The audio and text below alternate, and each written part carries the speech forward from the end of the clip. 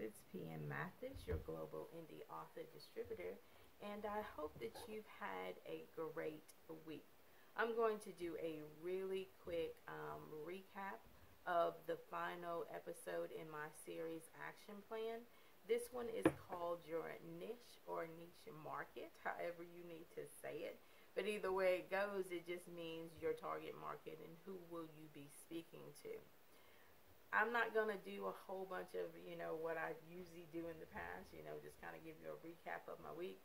I'm just going to tell you like this. Your girl hadn't been feeling all that great, so she's been struggling, but she's still hustling. So just know that we are going to make this thing work. We're going to figure it out. And I hope that you have been blessed from my series Action Plan. Now remember to subscribe to my YouTube page. And remember, I teach classes on my Pew Partner page. So subscribe or, like, my Pew Partner page so you can get your notifications. And please make sure that you click the notifications so you'll see all notifications so you'll know when I jump on. Now, a lot of the classes that I teach are like postings. So what you would do, you would go on there and every so many minutes, it'll alert you that another posting has been put out there. You click through, you read, and you would leave me some comments. I give away gifts, but I haven't been able to give away anything because nobody's jumping on there with me. So jump on there with me and give me some comments. Let me know what the education will do and has done for you. And, just spread the word. Let other people know that, your girl is an educator. I'm an author, speaker, distributor of Young Living. Okay, since I've mentioned Young Living, I'm going to go ahead and tell you how I'm merging my Young Living business with my passion. Now, this week I have been working with Cypress. I don't know if you can really see this, but this is a great little tool here. Because like I said, your girl's been struggling. I have really, been fighting hard to stay above the wellness line. And what I've been using Cypress for, because I had a little situation with my neck, and so it's a little tender, I know there was a little bit of swelling, and so I went online, I Googled it, and just to see what I thought maybe it was, found out what I, thought to be the case, because that sounded like what was going on with me. And so I created I put in a capsule, some cypress, some grapefruit, and some orange, and it really made a difference in the tenderness and the swelling of my neck. So cypress is an anti-infectious. That means it it helps with those kinds of things that are nasty in your body that should not be, because you've somewhere, like I said, I've been fighting to stay above the wellness line, not doing it successfully this time. I don't know what's happening, but without my oils, I would not be doing as well as I have been, because I've still been able to do what I needed to do and not be, out there infecting the whole world, okay? And it soothes anger, and it's calming, because I hate to be sick, absolutely hate it, and when I'm sick, it makes me angry, okay? So it has really helped your girl be calm and get through the week, and here we are at the end, okay?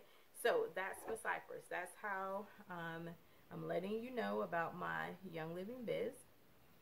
And as a writer and speaker, I have to do my due diligence and let you know what my titles are. So the first one is You Are God's Love Story.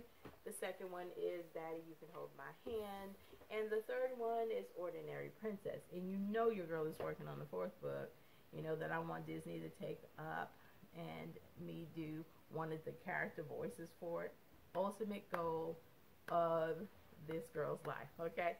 So to that end, you guys pray with me that I will stay diligent and committed and get the book done. I'm still working on it. I have put it down. I'm just going to be honest, trying to work my Young Living business, because this is going to fuel my passions, okay? So, but we are going to get back on track with getting that book done. So let's just jump back into what I was talking about. Action Plan is the series. This episode is called Niche Market. And I'm going to tell you who my target people are, okay?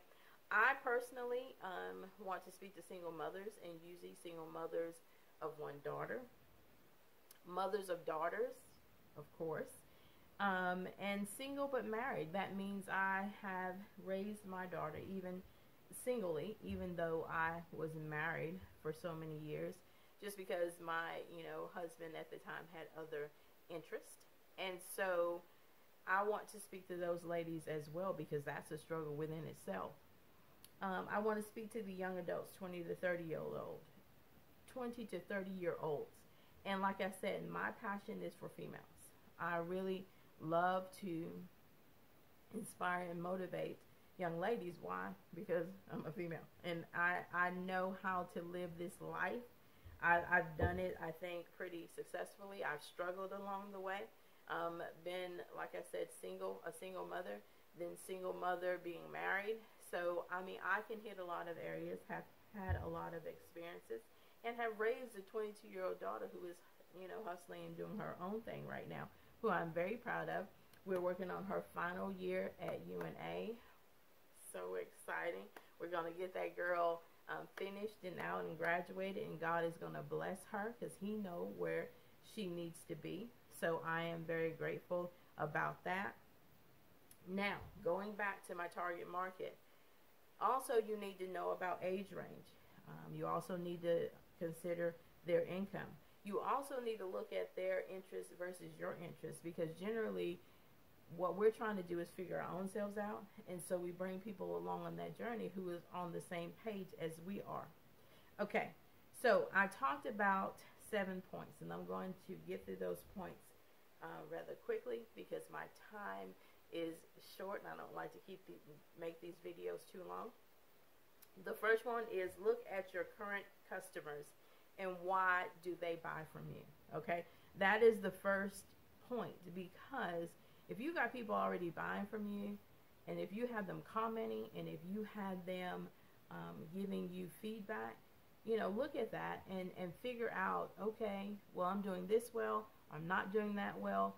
What can I change? What can I bring on board? What can I do to keep them engaged with me? Okay. Number 2, common characteristics and interests. Like I said, when you're trying to figure out who you are, you're usually bringing people along because they're more than likely of the same mindset, of the same heart, in the same boat that you are, and they're trying to figure this thing out as well. And because you're walking before them, they're like, oh, okay, I'm not by myself. Okay? Check out your competition. Who are they targeting? Okay? That's another thing. You have to look at your competition. I mean, you look and see who their people are, why they buy from them.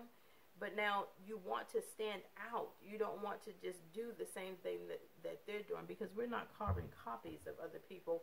We're just trying to figure out what they're doing and why it makes it successful for their customers to keep jumping on board with them.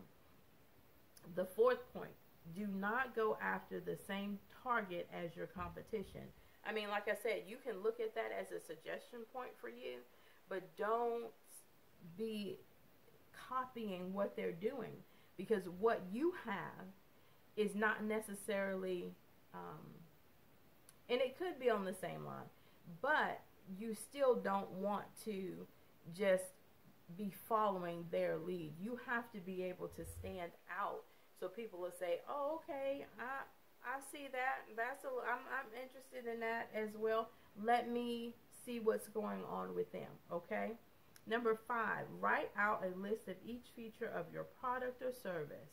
And next to each one of those features, figure out how will it benefit your customer, because nobody's just going to come on board with you just because they're either going to like you as a person or that your product or service will really fit into their lives. So you got to figure out, why would it benefit them to jump on board with you. Number 6, figure out who needs your product or service and who most likely are to buy from you. You really have to think through a couple of points. There's a lot of them, so I'm going to hit them really fast, okay, because my time is really running short. Excuse me. Age, location, gender, income level, education level, marital status or family status, occupation, ethnic background. Also include their psychographics, meaning their personalities, their attitudes, their values, their interests, their hobbies, lifestyles, and behaviors. Okay, you got to take all of that into consideration when you want to speak to people and you want them to jump on board with you.